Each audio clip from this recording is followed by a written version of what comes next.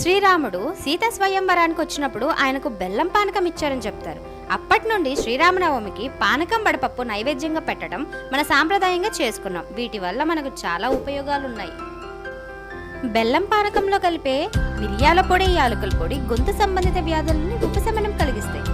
సొంటి వల్ల జీర్ణ సమస్య ఉండదు. కఫం తగ్గించి జలుబును దూరం చేస్తుంది. దాహాన్ని తగ్గించే గుణం వీటికి ఉంది. సబ్జా ఆకు రుచితో పాటు హైపర్ టెన్షన్ ని కంట్రోల్ చేస్తుంది. పెసరపప్పుతో చేసే వడపప్పు వేడిని తగ్గించి జీర్ణశక్తిని పెంచుతుంది.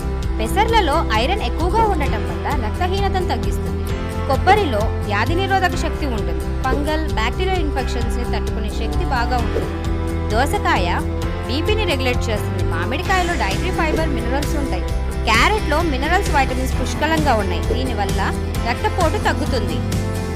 సాంప్రదాయ పానీయం చేస్తుంది రోగాలను నయం.